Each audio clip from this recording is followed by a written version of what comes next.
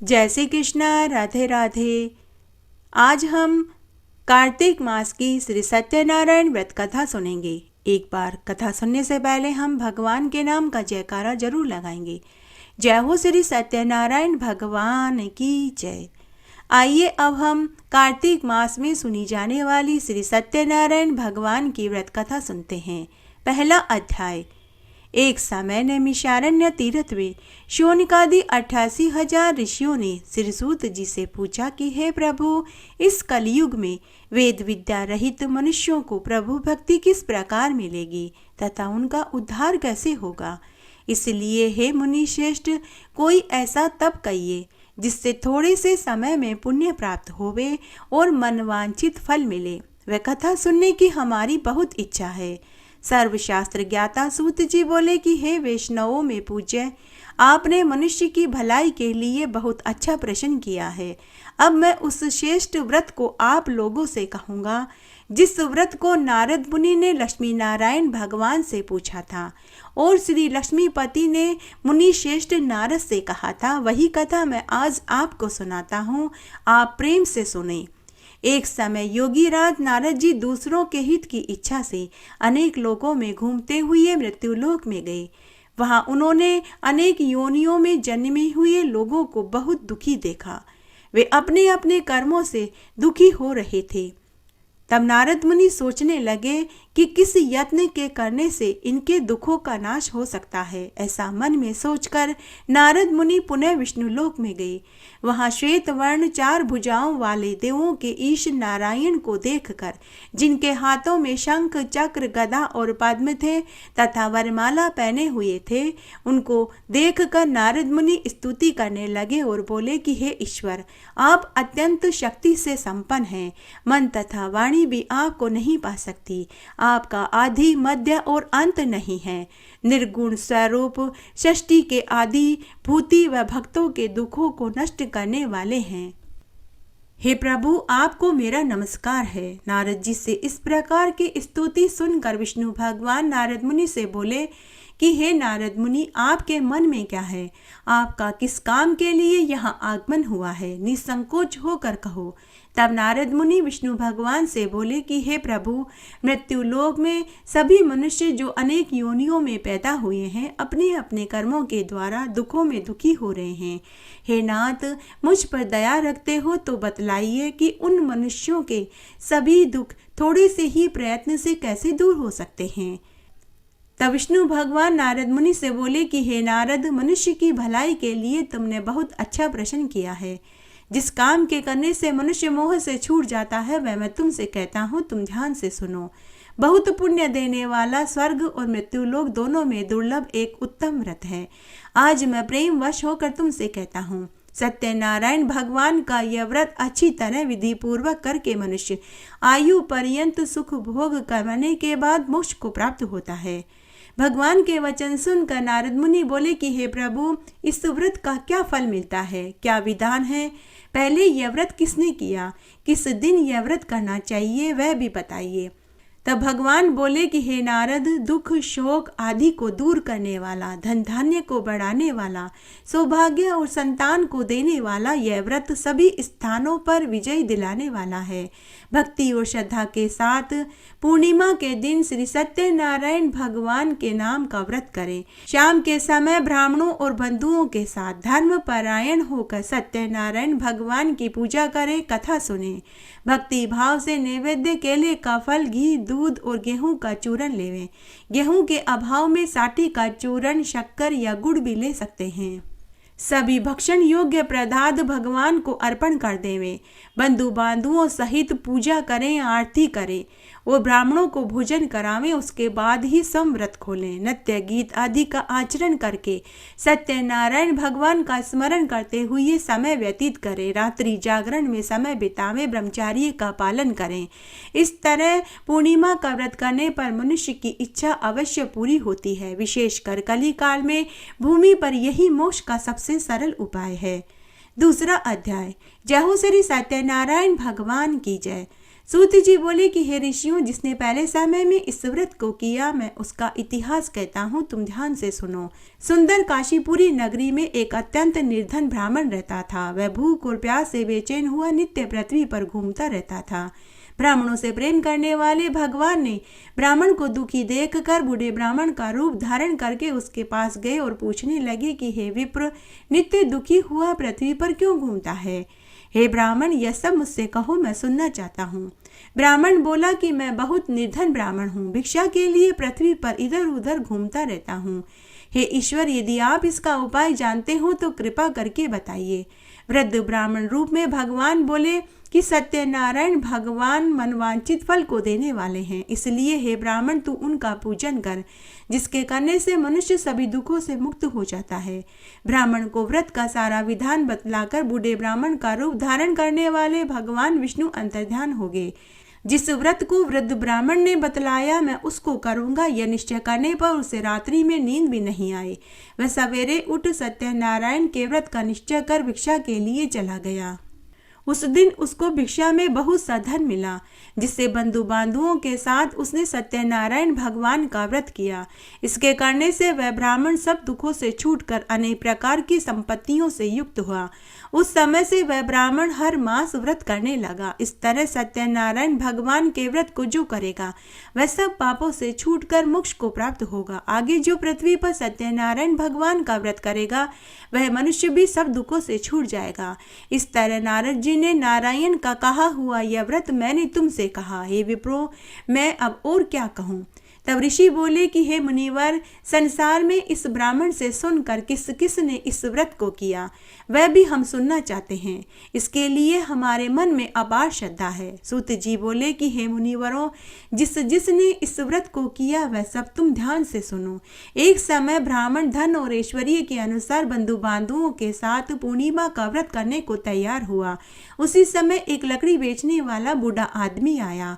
बाहर लकड़ियों को रखकर ब्राह्मण के मकान में गया। प्यास से दुखी लकड़हारा उनको व्रत करते हुए देखकर ब्राह्मण को नमस्कार करके कहने लगा कि आप ये क्या कर रहे हैं और इसके करने से क्या फल मिलता है, कृपया करके मुझसे कहो। ब्राह्मण ने कहा कि सभी मनोकामनाओं को पूरा करने वाला यह सत्यनारायण भगवान का व्रत है।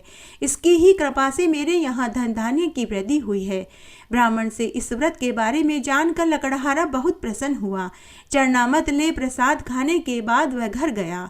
लकड़हारे ने अपने मन में संकल्प किया कि आज गांव में लकड़ी बेचने से जो धन मिलेगा, उसी से मैं पूर्णिमा का व्रत करूंगा। यह मन में विचार करके वह बूढ़ा आदमी लकड़ियां अपने सिर पर रखकर जिस नगर में धनवान लोग रहते थे, वह ऐसे सुंदर नगर में गया। उस रोज वहां पर उसे उन लकड़ियों का दाम पिछले दिनों से चौगुना मिला। तब वह बूढ़ा लकड़हारा दाम ले अति प्रसन्न हो पक्के केले की फली, शक्कर, घी, दूध, दही और गेहूं का चूरन लेकर सत्यनारायण भगवान के व्रत की सारी सामग्री लेकर अपने घर आया। उसने अपने बंधु बांधुओं को बुलाकर विधि विधान से भगवान सत्यनारायण का पूजन किया, कथा करी, आरती करी और व्रत किया। उस व्रत के प्रभाव से वह बूढ़ा लकड़हारा धन, पुत्र आदि से युक्त हुआ और संसार के समस्त सुखों को भोग कर वैकुंठ में चला गया। तीसरा अध्याय। जय हो श्री सत्यनारायण भगवान की जय। सूत जी आगे बोले कि हे श्रेष्ठ मुनियों, अब आगे की कथा कहता हूँ, तुम ध्यान से सुनो। पहले समय में उल्कामुख नाम का एक बुद्धिमान राजा था। वह सत्यवक्ता और जितेंद्रिय था। प्रतिदिन देव स्थानों पर जाता, गरीबों को धन देकर उनके कष्ट दूर करता था। उनकी पत्नी कमल के समान मुख वाली सती साध्वी थी। भद्रशिला नदी के तट पर उन दोनों ने श्री सत्यनारायण भगवान का व्रत किया। उस समय वहां एक साधु वेश्य आया। उसके पास व्यापार के लिए बहुत सा धन था। वह नाव को किनारे पर ठहराकर राजा के पास आया और राजा को व्रत करते हुए देखकर पूछने लगा कि हे राजन, भक्ति युक्त चित्त से आप यह क्या कर रहे हैं? मेरी सुनने की इच्छा है, कृपा करके मुझे भी बताइए। तब राजा बोला कि हे साधु, अपने बांधुओं के साथ पुत्र और धन की प्राप्ति के लिए महाशक्तिमान सत्यनारायण भगवान का व्रत और पूजन हो रहा है। राजा के वचन सुनकर साधु ने कहा कि हे राजन, मुझसे इसका सारा विधान कहिए, मैं भी आपके कथना अनुसार इस व्रत को करूंगा। मेरे भी कोई संतान नहीं है और इससे निश्चय ही होगी। राजा से व्रत का सारा विधान सुनकर व्यापार से निवृत्त हो आनंद के साथ साधु अपने घर गया। साधु ने अपनी स्त्री से संतान देने वाले व्रत का समाचार सुनाया और कहा कि जब मेरे संतान होगी तब मैं इस व्रत को करूंगा। साधु ने ऐसे वचन अपनी स्त्री लीलावती से कहे। एक दिन उसकी स्त्री लीलावती पति के साथ आनंदित हो सांसारिक धर्म में प्रवृत्त हो सत्यनारायण भगवान की कृपा से गर्भवती हो गई। 10वें महीने में उसे एक सुंदर कन्या का जन्म हुआ। दिनों दिन वह इस तरह बढ़ने लगी जैसे शुक्ल पक्ष का चंद्रमा बढ़ता है। कन्या का नाम कलावती रखा गया। तब लीलावती ने मीठे शब्दों में अपने पति से कहा कि हे स्वामी, आपने संकल्प किया था कि जब मेरे संतान होगी तब मैं इस व्रत को करूंगा। अब आप इस व्रत को करिए। तब साधु ने कहा कि हे प्रिय, पूर्णिमा का व्रत मैं इसके विवाह पर करूंगा। इस प्रकार अपनी पत्नी को आश्वासन देकर वह नगर को गया। कलावती पितृगृह में वृद्धि को प्राप्त हो गई। साधु ने जब नगर में सखियों के साथ अपनी पुत्री को देखा तो दूत बुलाकर के कहा कि मेरी पुत्री के लिए कोई सुयोग्य वर देख कर के लाओ। साधु की आज्ञा पाकर दूत कंचन नगर पहुंचा। वहां बड़ी खोज और देखभाल करके एक सुयोग्य वणिक पुत्र को लेकर आया। उस लड़के को देखकर साधु ने बंधु बांधुओं सहित प्रसन्नचित्त अपनी पुत्री का विवाह धूमधाम से उसके साथ कर दिया। परंतु दुर्भाग्य से वह विवाह के समय भी सत्यनारायण भगवान का व्रत करना भूल गया। इससे भगवान क्रोधित हो गए और उसे शाप दिया कि जा, तुझे दारुण दुख प्राप्त होगा। अपने कार्य में कुशल साधु बनिया अपने जमाई सहित समुद्र स्थित रत्नपुर नगर में गया। वहां दोनों ससुर जमाई चंद्रकेतु राजा के नगर में व्यापार करने लगे। एक रोज भगवान सत्यनारायण की माया से प्रेरित कोई चोर राजा का धन चुराकर भाग रहा था, किंतु राजा के दूतों को पीछे से आता हुआ देखकर चोरों ने घबराकर भागते हुए राजा के धन को वहीं चुपचाप रख दिया जहां दोनों ससुर जमाई ठहरे हुए थे। जब दूतों ने उस साधु वेश्य के पास राजा के धन को रखा देखा तो वे उसे चोर समझकर बांध कर के ले गए और प्रसन्नता से राजा से बोले कि हे महाराज, ये 2 चोर हम पकड़कर लाए हैं, देख कर के आज्ञा दें। ये दोनों चोर आपका धन चुरा कर के भाग रहे थे। तब राजा की आज्ञा से उनको कठोर कारावास में डाल दिया गया।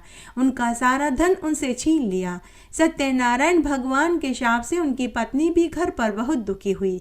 घर पर जो धन रखा था चोर चुरा कर के ले गए। शारीरिक मानसिक पीड़ा, भूख प्यास से अति दुखित हो अन्न की चिंता में कलावती एक ब्राह्मण के घर गई।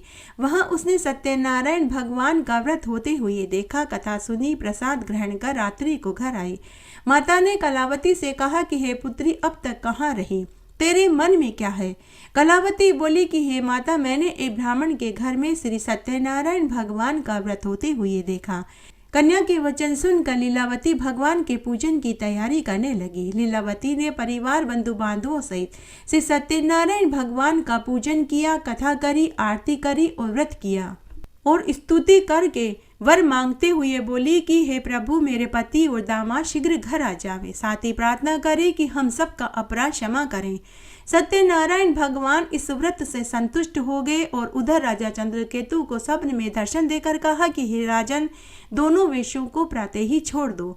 उनका सारा धन जो तुमने लिया था वह उसे वापस दे दो, नहीं तो मैं तेरा धन, राज्य, पुत्र सब नष्ट कर दूंगा। राजा से ऐसे वचन कहकर भगवान अंतर्ध्यान हो गए। प्रातःकाल राजा चंद्रकेतु ने सभा में अपना स्वप्न सुनाया। फिर दोनों वणिक पुत्रों को केस से मुक्त कर सभा में बुलाया। दोनों ने आते ही राजा को प्रणाम किया। राजा मीठे वचनों से बोले कि हे महानुभावों, भावी वश तुम्हें ऐसा कठिन दुख प्राप्त हुआ है, अब तुम्हें कोई भय नहीं है। ऐसा कहकर राजा ने उनको नए नए वस्त्र आभूषण पहनाए। उनका जितना धन लिया था उससे दुगना धन देकर उन्हें आदर के साथ विदा कर दिया। दोनों वेश्या अपने घर की ओर चल दिए। 4था अध्याय। जय हो श्री सत्यनारायण भगवान की जय।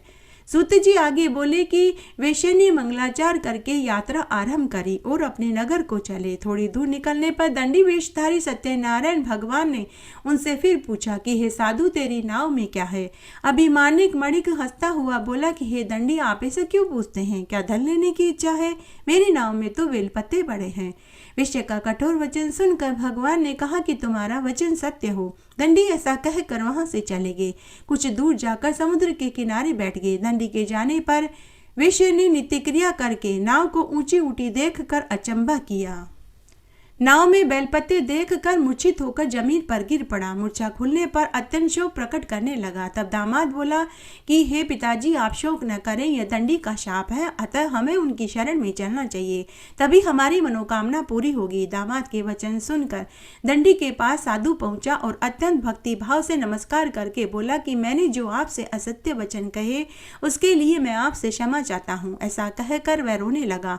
तब दंडी भगवान बोले कि हे वणिक पुत्र, मेरी आज्ञा से बार बार तुझे दुख प्राप्त हुआ है, तू मेरी पूजा और व्रत से विमुख हुआ है। साधु बोला कि हे ईश्वर, आपकी माया से मोहित ब्रह्मा आदि भी आपके रूप को नहीं जानते, तब मैं अज्ञानी कैसे जान सकता हूँ। हे प्रभु, आप प्रसन्न होइए, मैं सामर्थ्य के अनुसार आपकी पूजा करूंगा, व्रत करूंगा, कथा कहानी करूंगा, आरती करूंगा, मेरी रक्षा करो। पहले के समान मेरी नौका में धन भर दो। उसके भक्ति युक्त वचन सुनकर भगवान प्रसन्न हो गए और उसकी इच्छा अनुसार वरदान देकर अंतर्ध्यान हो गए। तब उन्होंने नाव पर आकर देखा तो उनकी नाव धन से परिपूर्ण थी। फिर वह भगवान सत्यनारायण का पूजन कर साथियों सहित अपने नगर को चला। जब वह अपने नगर के निकट पहुंचा तो दूत को घर भेजा। दूत ने साधु के घर जाकर उसकी स्त्री को नमस्कार करके कहा कि साधु अपने जवाई सहित नगर के समीप आ गए हैं। ऐसा सुनकर साधु की स्त्री ने बड़े हर्ष के साथ सत्यदेव भगवान का पूजन किया, प्रसाद खाया और अपनी पुत्री से बोली कि हे पुत्री, मैं अपने पति के दर्शन को जाती हूँ, तू भी कार्य पूरा करके शीघ्र आ जाना। माता के वचन सुनकर कलावती सत्यदेव भगवान का प्रसाद छोड़कर पति के पास पहुंच गई। प्रसाद की अवज्ञा के कारण सत्यदेव भगवान रुष्ट हो गए और उसके पति को नाव सहित पानी में डुबो दिया। कलावती अपने पति को न देखकर रोती हुई जमीन पर गिर पड़ी। इस तरह नौका को डूबा हुआ और कन्या को रोता देखकर साधु दुखित हो गया और हाथ जोड़कर भगवान सत्यदेव से प्रार्थना करने लगा कि हे प्रभु, मुझसे या मेरे परिवार से जो भूल हुई है उसे क्षमा करो। उसके दीनहीन वचन सुनकर सत्यदेव भगवान प्रसन्न हो गए और आकाशवाणी हुई कि हे साधु, तेरी कन्या मेरे प्रसाद को छोड़कर आई है, इसीलिए उसका पति अदृश्य हुआ है। यदि वह घर जाकर प्रसाद खाकर लौटे तो इसे पति अवश्य मिलेगा। ऐसी आकाशवाणी सुनकर कलावती ने घर पहुंचकर प्रसाद खाया, फिर आकर पति के दर्शन किए। उसके बाद साधु ने बंधु बांधुओं सहित सत्यदेव भगवान का विधि पूर्वक पूजन किया। उस दिन से वह पूर्णिमा को सत्यनारायण भगवान का पूजन करने लगा, व्रत करने लगा, कथा कहानियां सुनने लगा। इस तरह वह इस लोक के सुख भोग कर अंत में स्वर्गलोक को गया। 5वां अध्याय। जय हो श्री सत्यनारायण भगवान की जय। सूत जी बोले कि हे ऋषियों, मैं और भी कथा कहता हूँ, तुम ध्यान से सुनो। प्रजापालन में लिंग तुंग ध्वज नाम का एक राजा था। उसने भी भगवान का प्रसाद त्याग कर बहुत दुख पाया। एक समय वन में जाकर वन्य पशुओं को मारकर बड़ के पेड़ के नीचे आया। वहां उसने ग्वालों को भक्ति भाव से सत्यनारायण भगवान का पूजन करते हुए देखा। राजा देखकर भी अभिमान वश वहां नहीं गया और नहीं नमस्कार किया। जब ग्वालों ने भगवान का प्रसाद राजा के सामने रखा तो राजा ने प्रसाद को त्याग दिया और अपनी सुंदर नगरी में चला गया। वहां उसने अपना सब कुछ नष्ट पाया। वह समझ गया यह सब कुछ भगवान सत्यदेव ने किया है। तब वह विश्वास करके पुनः ग्वालों के समीप आया और उनसे विनती करने लगा कि तुम मुझे सत्यनारायण भगवान की कथा सुनाओ। तब ग्वालों ने पुनः उसे सत्यनारायण भगवान की कथा सुनाई, पूजा करी और प्रसाद खाया। प्रसाद खाकर राजा पुनः अपनी नगरी में आया तो सत्यदेव भगवान की कृपा से सब पहले जैसा हो गया। फिर वह दीर्घ काल तक सुख भोग करने पर स्वर्गलोक को गया। जो मनुष्य इस परम दुर्लभ पूर्णिमा के व्रत को करता है, भगवान की कृपा से उसे धन धान्य की प्राप्ति होती है। निर्धन धनी बंधी बंधन से मुक्त हो जाता है। संतानहीनों को संतान प्राप्त होती है। सभी मनोरथ पूर्ण हो के अंत में वैकुंठ धाम को जाता है। जिन्होंने पहले समय में इस व्रत को किया, अब उसके दूसरे जन्म की कथा कहता हूँ। वृद्ध शतानंद ब्राह्मण ने सुदामा का जन्म लेकर मोक्ष को पाया। उल्का मुख नाम का राजा दशरथ होकर वैकुंठ को प्राप्त हुआ। साधु नाम के वेश्य ने मोरध्वज बनकर अपने पुत्र को आरे से चीर कर मोक्ष को प्राप्त किया। महाराज तुंग ध्वज ने शंभु भोग कर भगवान में भक्ति युक्त कर्म करके मोक्ष को प्राप्त हुआ। जय हो श्री सत्यनारायण भगवान की जय। कथा सुनने के बाद आरती जरूर सुननी चाहिए। आइए अब हम श्री सत्यनारायण भगवान की आरती सुनते हैं। ओम जय लक्ष्मी रमणा स्वामी जय लक्ष्मी रमणा। सत्यनारायण स्वामी जनपातक हरणा। ओम जय लक्ष्मी रमणा। रतन जड़ित सिंहासन अद्भुत छवि राजे। स्वामी अद्भुत छवि राजे। नारद करत निरंतर घंटा ध्वनि बाजे। ओम जय लक्ष्मी रमणा। प्रकट भये कलि कारण द्विज को दर्श दियो। स्वामी द्विज को दर्श दियो। बूढ़ो ब्राह्मण बन कर कंचन महल कियो। ओम जय लक्ष्मी रमणा। दुर्बल भील कराल जिन पर कृपा करी। स्वामी जिन पर कृपा करी। चंद्रचूड़ एक राजा तिन की विपति हरि। ओम जय लक्ष्मी रमणा। वेश मनोरथ पायो श्रद्धा तज दीनी। स्वामी श्रद्धा तज दीनी। सो फल भोग्यो प्रभु जी फिर स्तुति कीनी। ओम जय लक्ष्मी रमणा। भाव भक्ति के कारण छिन छिन रूप धर्यो। स्वामी छिन छिन रूप धर्यो। श्रद्धा धारण कीनी तिनको काज सर्यो। ओम जय लक्ष्मी रमणा। ग्वाल बाल संग राजा वन में भक्ति करी। स्वामी वन में भक्ति करी। मन वांछित फल दीना दीन दयाल हरि। ओम जय लक्ष्मी रमणा। चढ़त प्रसाद सवायो कदली फल मेवा। स्वामी कदली फल मेवा। धूप दीप तुलसी से राजी सत्य देवा। ओम जय लक्ष्मी रमणा। श्री सत्यनारायण जी की आरती जो कोई जन गावे। स्वामी जो कोई जन गावे। कहत शिवानंद स्वामी मन वांछित फल पावे। ओम जय लक्ष्मी रमणा। जय श्री सत्यनारायण भगवान की जय। धन्यवाद।